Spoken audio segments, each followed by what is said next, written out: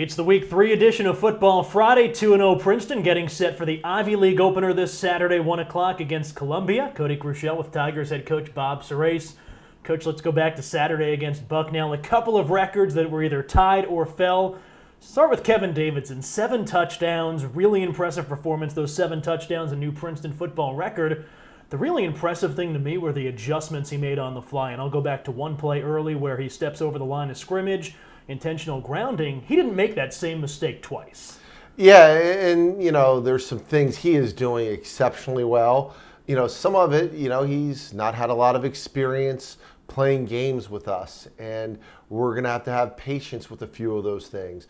But the good and great and exceptional is outweighing the few mistakes about 99% to 1% right now. Another record that was tied, a 28-year-old record. Andrew Griffin, a senior wide receiver. Second career start for Andrew. 4 touchdown catches, ties Michael Lurch's record from 28 years ago. How satisfying is it for you to see a guy like Andrew Griffin, who worked hard, who was part of the scout team for 3 years, take advantage of an opportunity? Yeah, you have 2 options when you're behind guys that are going to the NFL, and maybe you aren't, and you can either every day fight, work hard, do those things, or you can kind of like, oh, well, when my opportunity comes, I'll start working then.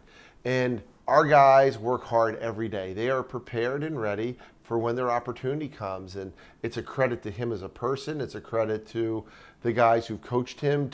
We coach the roster from up here to the young guys who are still developing. We coach everybody. And when you're doing that, there's a better chance that when opportunity comes, they're going to take advantage.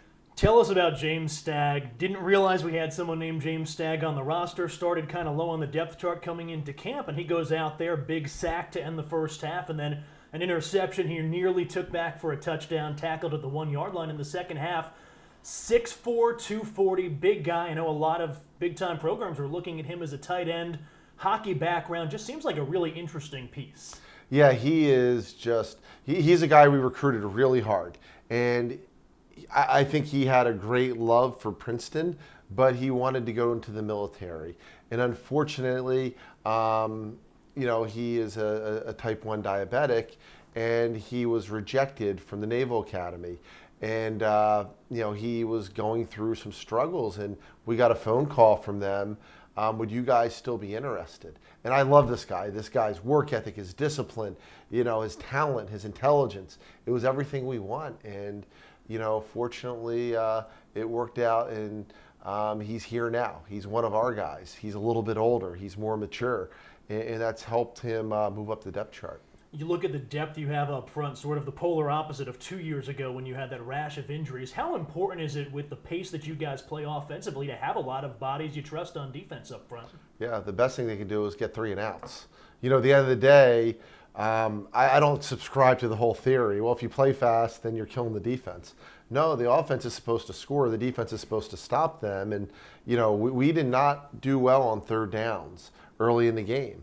And, if we're going to have personal fouls, if we're going to make mistakes, if we're not going to tackle well, then that's on the defense. That's not the offense's fault. So we got to step our game up. And I thought really about midway through the second quarter or so, that the defense looked fast. They were athletic. They were getting to where they needed to be.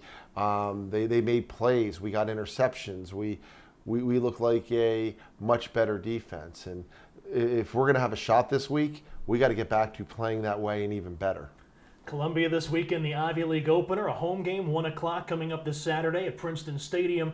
Columbia 1-1 coming into this game, but this is a really interesting offense. You look at it, they play 2 quarterbacks, 2 very different styles, and then Josh Wainwright and Ronald Smith, those are 2 of the guys that can really hurt you. Yeah, no, they got 3 receivers and a tight end that I think they're putting out on the field. Their skill receiving core is outstanding. This is as good a one. I haven't seen everybody this year, but you go back historically, this is a great receiving core.